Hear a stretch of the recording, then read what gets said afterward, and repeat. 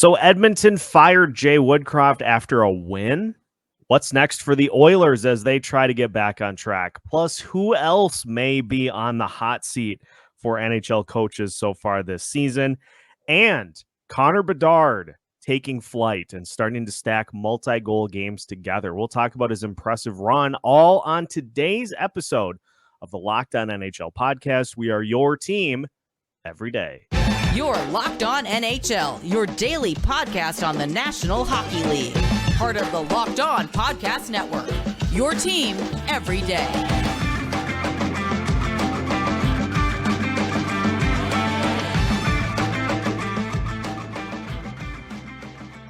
What's happening, everybody? Welcome to a Western Conference Tuesday edition of the Locked On NHL podcast. We are your team every day.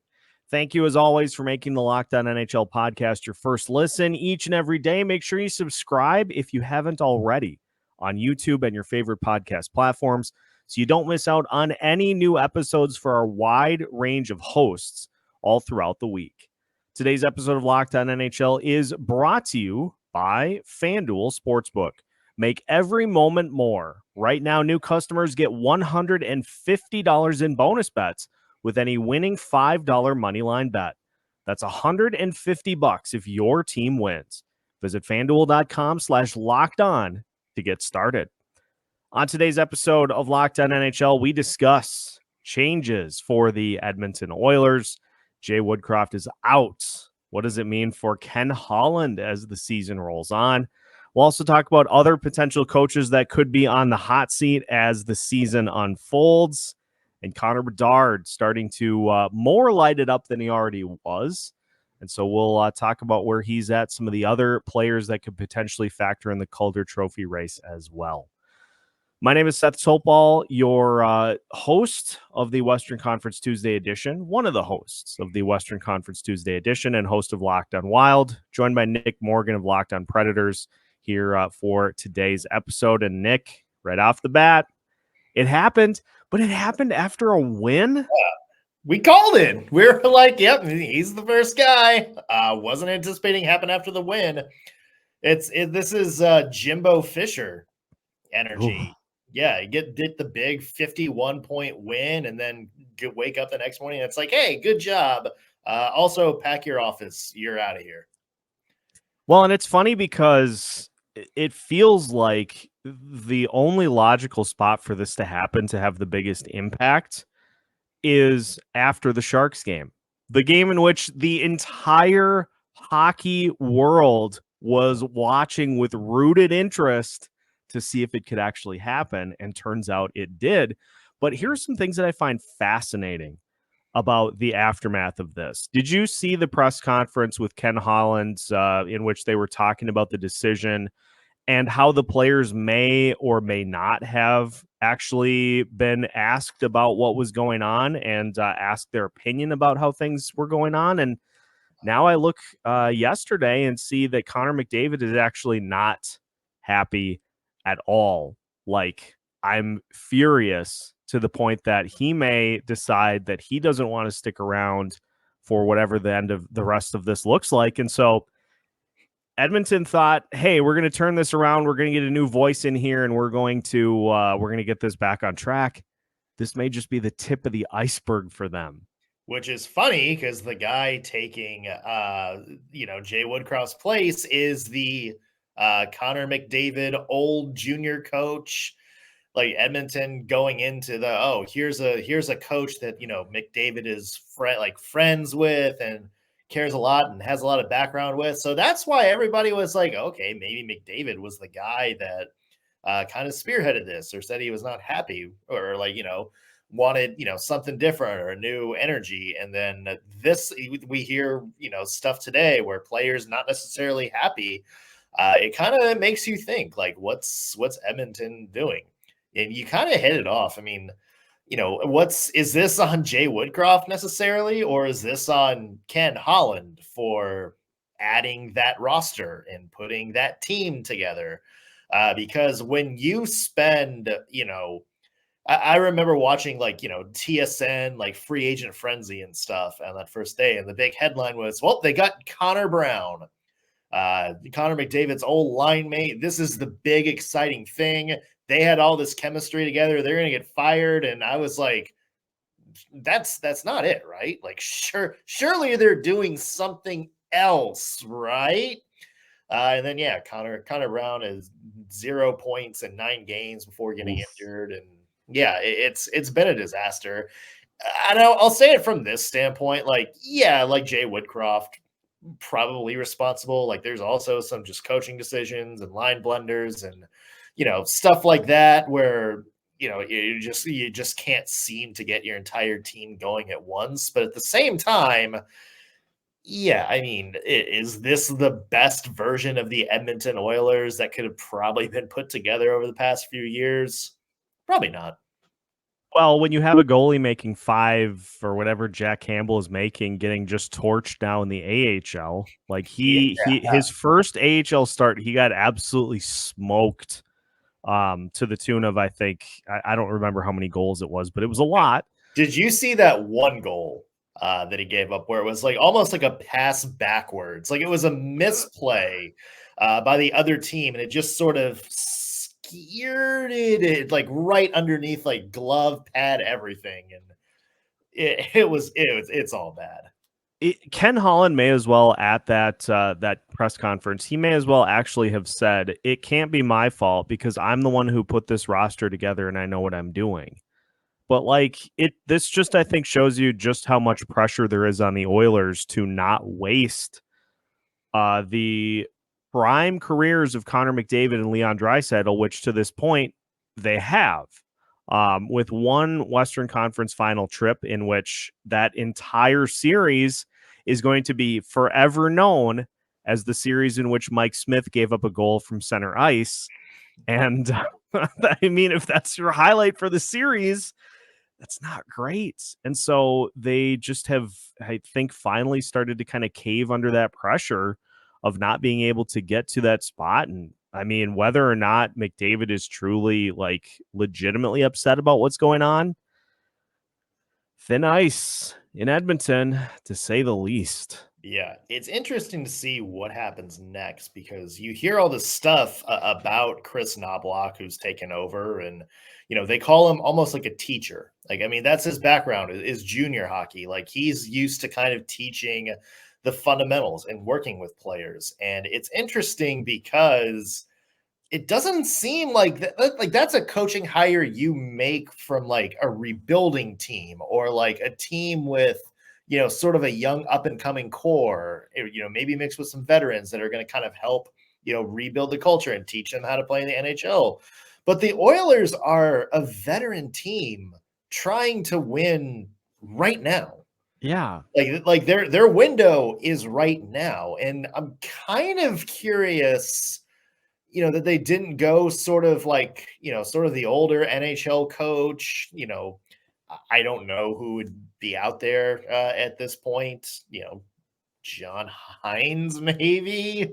Gerard Gallant. That's another good one. A lot better than John Hines. But it's Mike Babcock.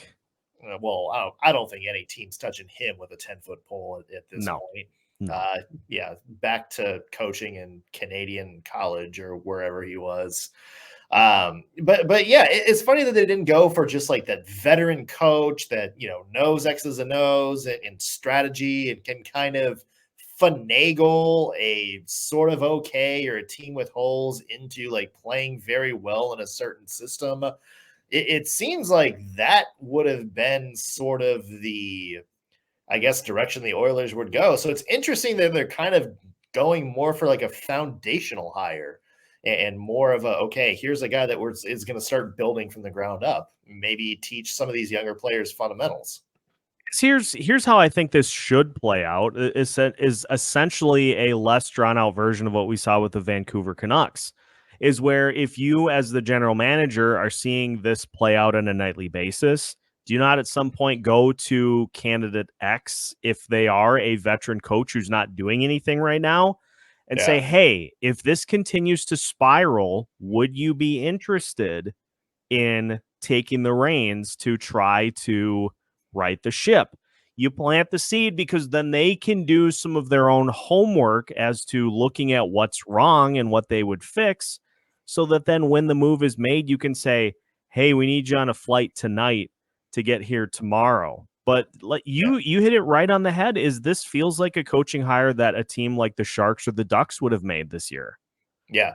And it's also interesting the timing of it, that the fact that, they fired their head coach, yesterday, and then one day later, or less than a day later, their new, not interim, permanent head coach is named. And, kind of feels like it's one of those things that maybe has been in the works for a while. You mentioned that Sharks game.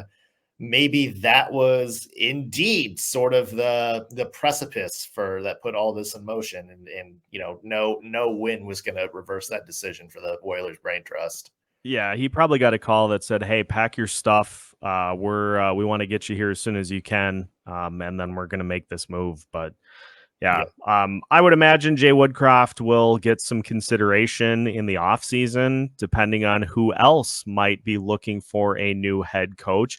What a segue that is. We're going to talk about some other names who may be on the hot seat as we continue the season here in the Western Conference. And so we'll run through some names who could be or could not be as we continue today's episode of Locked On NHL after this. All right, Locked On NHL listeners, we spend a lot of time talking together. We get fired up on wins and losses, who starts and who sits, who gets fired and who keeps their job. I'm thankful for the connection that we have, and today I want our chat to be a little more personal. I just learned that you can get a 1-year supply on ED medications. You realize what that means? Bring on extended travel. Bring on the next natural disaster or supply chain issue. You're covered, my friends.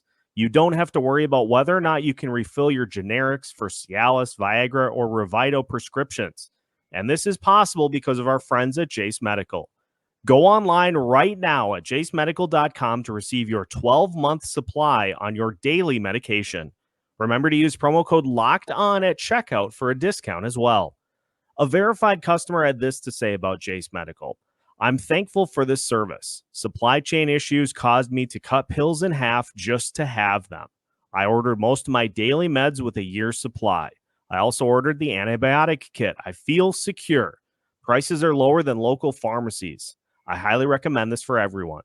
If you or someone you love would get some peace of mind by having a year's supply of any daily medication, go to jasemedical.com to see if it's offered for you. Remember to use promo code LOCKEDON for $20 off your purchase at jasemedical.com. Welcome back to today's episode of the Locked On NHL podcast. Once again, we are your team every day. Seth Toupal joined by Nick Morgan. All right, let's talk about some names, Nick, who could potentially be on the hot seat. And anybody watching on YouTube, I've been dropping subtle clues as to who could potentially be on that list, because my hometown squad, the Minnesota Wild, are in a bit of a rough start to the season, to say the least. The worst penalty kill in the NHL, pegged, if it continues, to be the worst penalty kill in the history of the NHL. The Predators, thank you for that. Yeah. Is this the point where I just kind of put myself on mute and let you cook for the rest of the podcast? Because, I will say this, when we brought this up, Evason was one that came to mind, because I know the Wild not great in the standings, but you and I were talking about this. It seemed like even after last year's postseason, as good as the Wild have been for the past couple of years, we know they haven't been able to get over that sort of playoff hump.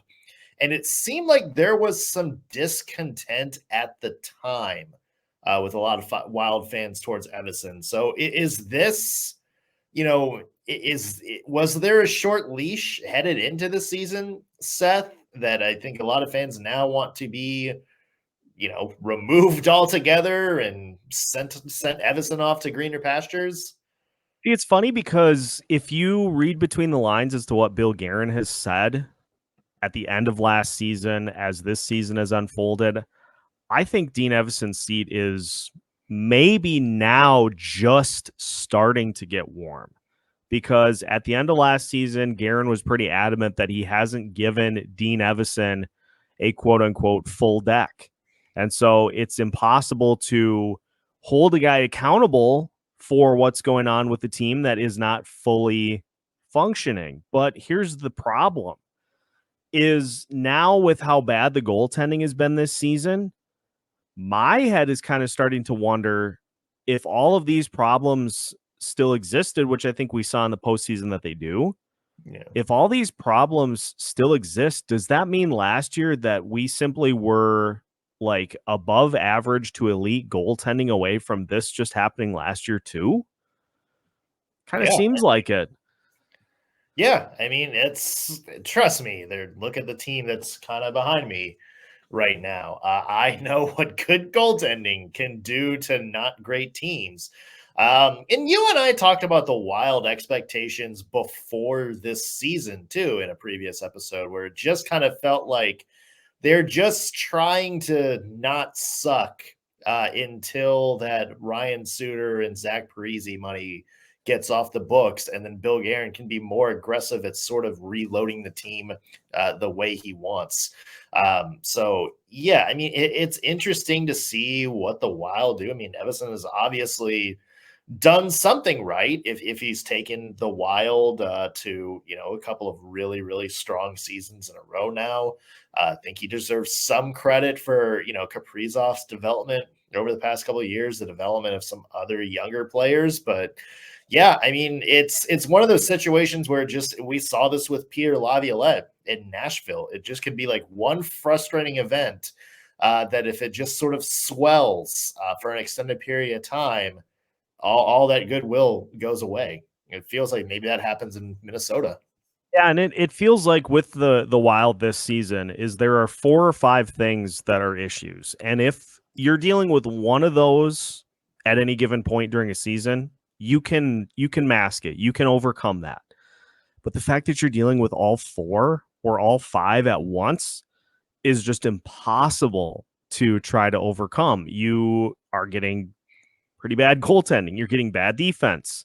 You're getting the worst penalty kill in the NHL. The power play is incapable of scoring, and the offense turns it over at a rate that is honestly staggering. And your superstar players, Kirill Kaprizov and Matt Boldy, are just not here at this point in the season. And so you're dealing with all of that at once. If you could get it to where 1 or 2 of those things is a problem, you're probably okay, but they can just never get to that point.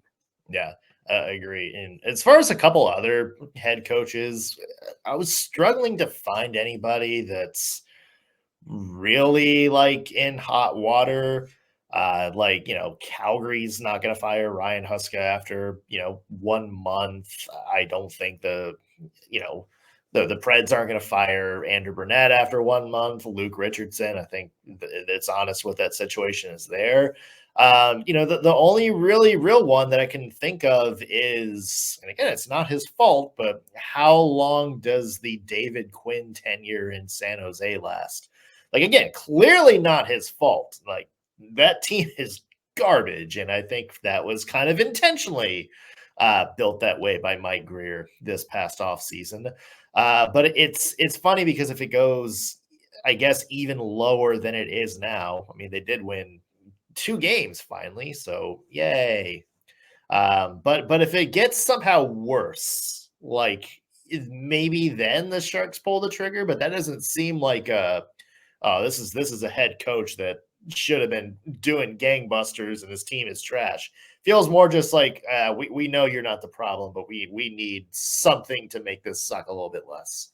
It feels like for me that the Sharks aren't going to do anything until they identify clearly like what their core is moving forward. Because at this point, you just have a conglomeration of players and you've got some young prospects that you're hoping pan out, but you're only going to know if they continue to play. And so once they start to identify those guys that they clearly want to build around, if you get to a situation where like the Anaheim Ducks have been the last couple of seasons, where you have a ton of young talent, you're just not making any progress, then I think that's where you start to see a change and you maybe bring in a veteran voice that can get through to those young players. But yeah, beyond that, the only other name that I think has probably been taken off the list because of how they have played recently was Craig Berube Right. with the St. Louis Blues. But again, I feel like more of the Blues issues lie in the roster construction as opposed to how the coach is handling those players. Yeah, and I think he has probably saved himself with the Blues have turned it around. So I would Yeah. say that combined with maybe some of that leftover goodwill from the Stanley Cup run, I think Berube is okay for now. If we go like another month or two and the Blues start falling again, maybe they pull the trigger there. But yeah, Yeah. And even in that situation, I don't know if you're going to outright fire a guy with that pedigree. Like you yeah, maybe come to an understanding where he's going to walk away, but it's going to be very carefully phrased if it even happens. I mean, if the Blues get right back on track, we're not having this conversation in a couple of weeks. So, I yeah. mean, if you want the odds as to who's going to end up being the next coach from the Western Conference, that'd probably be the one with the best odds, even though I just from reading between the lines don't think that it's much of a realistic thing to happen anyway. So I Yeah. don't know.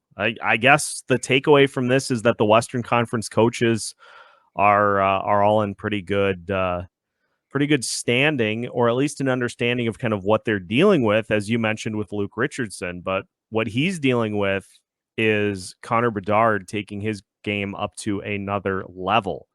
And so we'll finish today's episode of Locked On NHL by talking about the rookie phenom and his goals pace as we continue today's episode of Locked On NHL after this.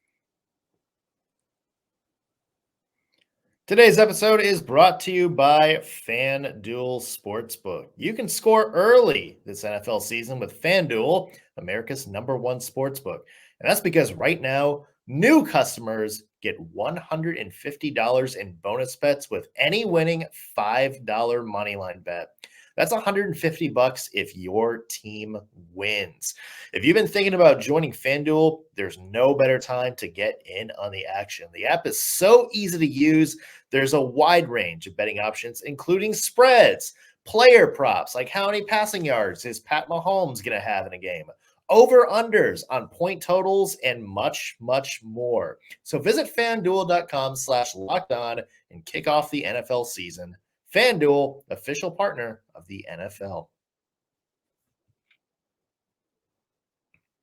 Final segment of today's episode of the Locked On NHL podcast. Once again, we are your team every day. Seth Toupal joined by Nick Morgan and Connor Bedard, continuing to light the lamp early and often here as he now leads his team, and it's not by a little bit. He's got 9 goals in his first 13 games. Next closest on the Blackhawks team is Tyler Johnson with 4. And you look at what he's done over the last few games. He actually has scored 2 goals in 2 straight games. He's got 5 in the month of November. Ladies and gentlemen, I think Connor Bedard has figured out how to put the puck in the net on the rest of the NHL. He's here, folks. He's here. And it wasn't like the smoothest start for him. Like it took him a while. He had some highlight reel plays, but it kind of took him a while to figure out, sort of that 20-minute a night effort that you're going to want from, like the Sidney Crosbys and Connor McDavids of the world, that game-changing kind of player. But once he's figured it out, yeah, he has certainly figured it out. You mentioned him 9 goals this year. 7 of those have come in the past 6 games. So he's on a heater right now. He's got a lot of points to his name. Can't figure out exactly. Oh, he's got 13 points. My mouse was in the wrong place, but yeah, 13 points. That's now first in rookie scoring. And yeah, it's when you watch him play, Seth, I think that's just sort of the amazing thing because he kind of looks like, if you go back and you think of like every high level prospect that's been drafted, I guess since Connor McDavid, and he's just like sort of a mix of all of them. Like he's got like, Austin Matthews' nose for the net. Like he's got the scoring prowess. He's got the setup skills of a McDavid. And it's just like this guy is. You take some of the elite players in the NHL and you take the individual things that really make them elite stand up above the other players, and that's the direction Connor Bedard is headed. And it's crazy because this guy is 18 years old, 19 years old. He's still got a lot of room to grow. Like, let's give him some space. Like, let's let him develop and see what he's going to come out to be. But he's showing flashes of that potential early this season, and that's exciting for Blackhawks fans. Unless you're playing in the Central Division, it's got to be exciting for NHL fans too, because it's been a minute since we've had this sort of, once in a lifetime generational player come through the league. On the goal he had the other night where he is in the offensive zone and you've got two players for the opposing team. I'm trying to remember which team it was per se. It was probably, if I remember correctly, it was Florida, where he stole the puck in the offensive zone and he's parallel to the net and he's able to just flick the shot up over the goalie's shoulder and just tuck it into this absolutely impossible corner to get the puck into from the angle that he's at. And like doing that kind of thing at the age that he's at, which he's still just insanely young. What is he going to be able to do as he continues to develop? I mean, he's 18. What is he going to be able to do when he hits his peak of 25? Well, as somebody whose team is going to watch that, I'm scared. I'm scared to ask what the answer to that question is, Seth. Yeah, I mean, again, like we need to kind of be hands off on this a little bit and let him grow. There's a lot that can happen between now and 5 years from now.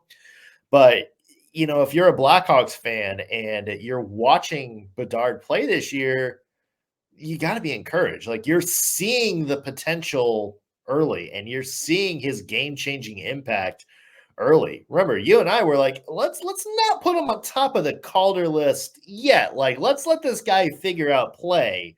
Now, you're looking at him and saying it's like, okay, like if he's at this pace, like that's maybe a little bit better than we thought he was going to be when he came into the league this year. Yeah, I'm not saying, but he is currently on pace to score 57 goals this season. Yeah. And so does he keep that up? I mean, probably not. But then again, who can say? No. We just really haven't seen this type of player before. As you alluded to, we've seen pieces. We've seen flashes in different elite types of players, but it really does feel like he has the combined skill sets of different guys all into one frame. And as he continues to fill that frame, he's just going to continue to add to that skill set. And he's going to go from being, hey, this is a fun story to watch, to it's literally the Terminator out there on the ice. Again, it is somebody that's going to watch him for a lot over the next little bit. Yeah, a little scared. I am excited to see him at the XL Energy Center for the first time in December. And, as I typically do when I cover games, is I try to watch different things that are going on throughout the course of the night. Probably going to have my eyes fixed on Bedard anytime he's on the ice, just to see what he does, because the TV catches so much, but there's so many other things that are going on off camera that you just don't get a chance to see. Yeah. Yeah, and it's going to be fun, like watching him in warm-ups. He's coming to Bridgestone Arena this coming weekend, so the Preds fans are going to get their first chance to see him. And it's one of those things where you're going to watch this warm-up routine, maybe get an up-close look at some of his edge work on skating and his stick handling during some of those warm-up drills. And just I would advise whatever fan of team you are, if you get to see him in person, is just watch his skating.